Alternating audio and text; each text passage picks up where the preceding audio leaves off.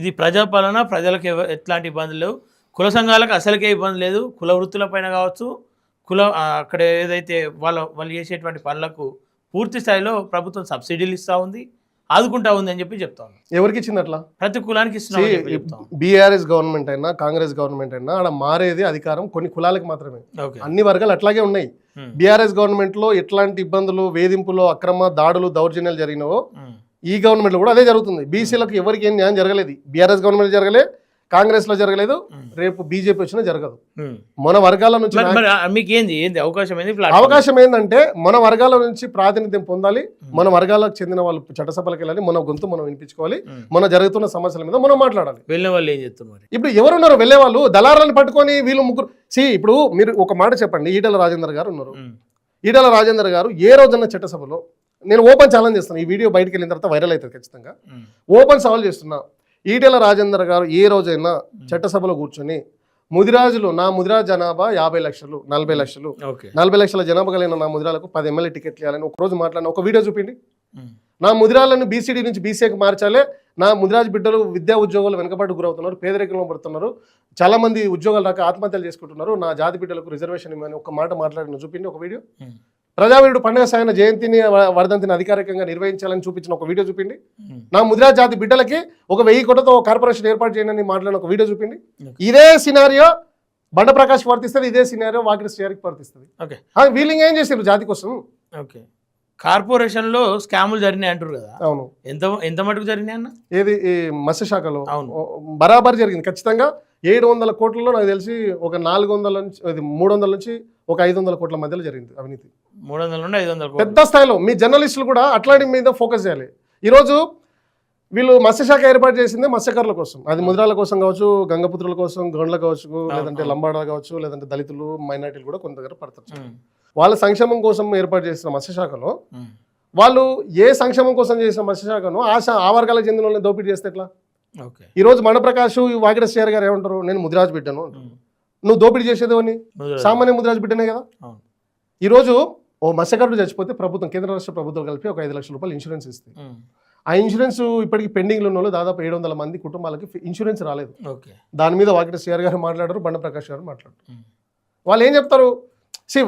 వాళ్ళ Moto clear అండి. Elections వస్తుందంటే ఎలక్షన్స్ వస్తున్నప్పుడు సభ పెడతారు, ముద్రాల హక్కుల కోసం మాట్లాడుతున్నారు, సర్పంచుల సభ పెడతారు, ఏదో హడావిడి చేస్తారు, తర్వాత ఏదో మేధావుల సదస్సు పెడతారు. ఇదంతా ఒక డ్రామా అండి. వీళ్ళని అడిగేటోడు లేక, వీళ్ళ గురించి వీళ్ళ మీద మాట్లాడటోడు లేక ఇదంతా ఒక డ్రామా చేస్తున్నారు. అదే చెప్తున్నాం ఈసారి. మీరు ఏ ఉద్దేశంతో ఇక్కడ ఇంత బలంగా స్టాండ్ తీసుకున్నారు? ఒక సమయంలో ప్రాణాలకు కూడా ముప్పు ఉండొచ్చు, ఎందుకంటే వ్యవస్థతో పెట్టుకుంటా ఉన్నారు. అయినా ఏ ధైర్యంతో, ఏ బలంతో మీరు ముందడుగు చేస్తా ఉన్నారు? ఇప్పుడు మేము చేసే పోరాటం ఎంత శక్తివంతమైందంటే చాలా మందికి తెలియదు ఏంటంటే, మమ్మల్ని ఎదుర్కోవడం చేత కాక బండప్రకాష్ మనుషులు మా మీద అక్రమ కేసులు పెట్టినారు. ఓకే, ఆ బండప్రకాష్ మనుషులతో పాటు ఇంకా కొంతమంది చేతులు కలిపి మా వ్యక్తిగత విషయాల మీద, ఏదో మా కుటుంబ విషయాలను లేదంటే మా వ్యక్తిగత విషయాల మీద మేము అడిగిన ప్రశ్నలకు సమాధానం చెప్పలేక విష ప్రచారాలు చేసిండ్రు. మా మీద మా వ్యక్తిగతంగా మమ్మల్ని విమర్శ చేసి దిగజార్చే ప్రయత్నం చేసిండ్రు. ఏం చేసిండ్రు? మాకు కేసులు కొత్త కదన్నా. నేను ప్రజాక్షేత్రంలోకి వచ్చిందే నేను కొట్లాడడానికి. ఈరోజు ఒక పండుగ సాయన చంపితే ఒక ఎర్ర సత్యవనం పుట్టిండు, ఓ ఎర్ర సత్యవనం చంపితే శివముద్రాజు పుట్టిండు, రేపు ఈ శివముద్రాజు చంపితే ఇంకో 100 మంది శివముద్రాజులు పుడతారు. కాబట్టి మాకు ప్రాణాలన్నా లెక్కలేదు. మేము ప్రజాక్షేత్రంలోకి వచ్చినప్పుడే ప్రాణాల మీద భయం వదిలేసినాం. మేము ఖచ్చితంగా కేసులకు, వేధింపులకు, దాడులకు, దౌర్జన్యాలకు భయపడేది కాదు. ఎవరి కోసమైనా, నా జాతి ప్రయోజనాల కోసం ఎవరినైనా ఎదిరిస్తాం, ఎంత దూరమైనా పోతాం. చేతుల్లో ఏముంది అసలు బుక్? అది ఇది భారత రాజ్యాంగం. మీరు అడిగారు కదా ఏ ధైర్యంతో ప్రజాక్షేత్రంలోకి వచ్చారంటే, మేము యూనివర్సిటీ ఆఫ్ హైదరాబాద్లో చదువుకున్నాం. మాకు యూనివర్సిటీ ఆఫ్ హైదరాబాద్ నేర్పించే ఒకే ఒక కామన్ సూత్రం ఏంటంటే, పీడితుల పక్షాన, బాధితుల పక్షాన, అన్యాయానికి గురయ్యే వాళ్ళ పక్షాన నిలబడి కొట్లాడమని చెప్తుంది. ఈ రాజ్యాంగాన్ని అమలు చేయమని చెప్తుంది. ఈ రాజ్యాంగంలోని స్వేచ్ఛ, సమానత్వం, సౌభ్రాతృత్వం, సామాజిక న్యాయాన్ని నా ముదిరాజ్ జాతికి, నా బీసీ సమాజానికి అందించడం కోసమే నేను ఈ రాజ్యాంగాన్ని పట్టుకొని తిరుగుతున్నా. ఈ రాజ్యాంగం తోటే పోరాటం చేస్తా. ఇదే మాకు ఆదర్శం. మీరు అడిగారు కదా ఏ ధైర్యంతో వచ్చారంటే, మా పోరాటానికి ఒక సైద్ధాంతిక భావజాలం ఉంది, మాకు ఒక రూట్ మ్యాప్ ఉంది. ఎట్లా వెళ్ళాలి, ప్రజాక్షేత్రంలోకి వెళ్ళాలని, నా ముదిరాజ్ సమాజాన్ని ఎట్లా చైతన్యం చేయాలో నాకు ఒక ఐడియా ఉంది. కాబట్టి ఆ ఐడియా తోటి మేము తీసుకెళ్తాం. ఎన్ని కష్టాలు వచ్చినా, ఎన్ని ఇబ్బందులు వచ్చినా నా ముదిరాజ్ జాతి కోసం నేను నిలబడతాను, వదిలిపెట్టేది లేదు. మీరు వెళ్ళే మార్గంలో నిలబడగలుగుతారా మీరు? మరి ఖచ్చితంగా. ఎందుకు నిలబడమండి?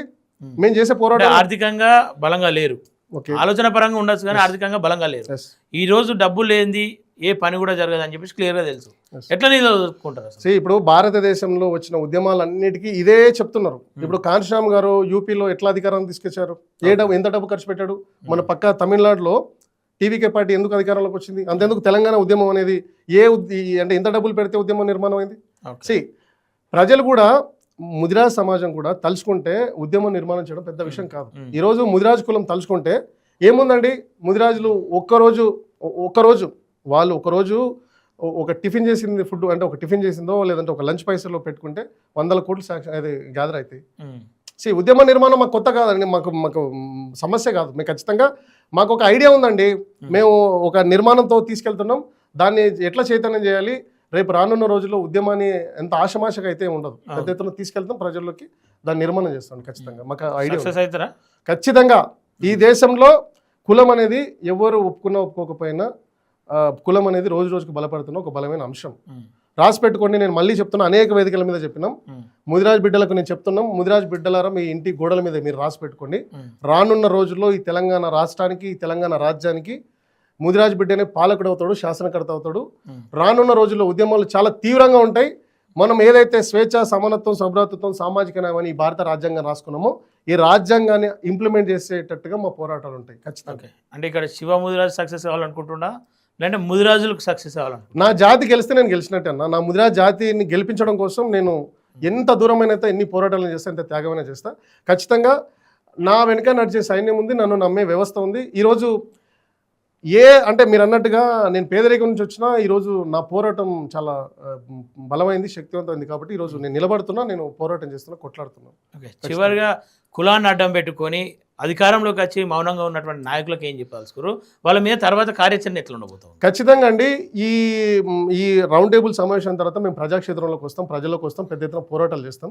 ఖచ్చితంగా కులాన్ని అడ్డం పెట్టుకొని పోరాటం చేసి, ఇప్పుడు యువత కూడా మీరు నమ్మరు కానీ నాకు ఇన్స్టాగ్రామ్లో పేజీ ఉంది ముదిరాజ్ వాయిస్ అని, అట్లాగే ఫేస్బుక్లో, సోషల్ మీడియాలో, ట్విట్టర్లో చాలా యాక్టివ్గా పనిచేస్తున్నారు. ఈరోజు యువత ఎంత ఎంత ఎంత స్పందిస్తున్నారంటే, ఈరోజు సోషల్ మీడియాలో యువత అనేది ఒక పెద్ద ఉద్యమంలాగా నిర్మాణం అవుతుంది.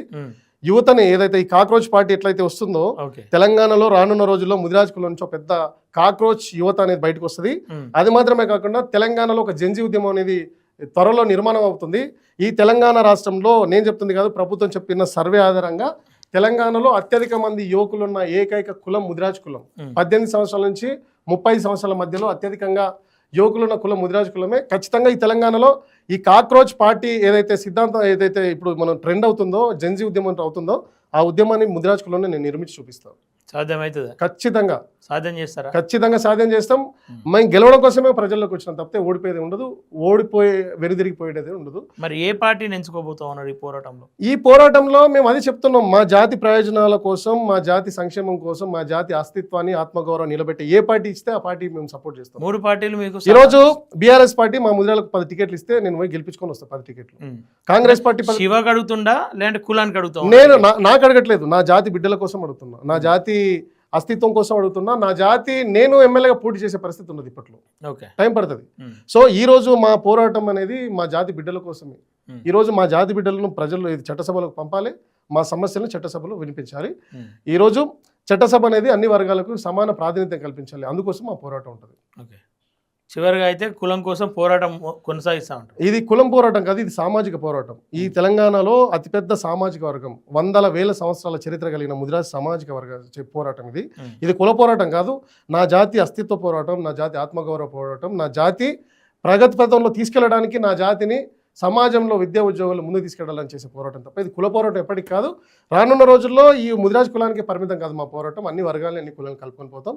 తాత్కాలికంగా మాత్రం ఈరోజు మా వర్గాలను మాత్రం ముందుకు తీసుకెళ్లే ప్రయత్నం చేస్తాం.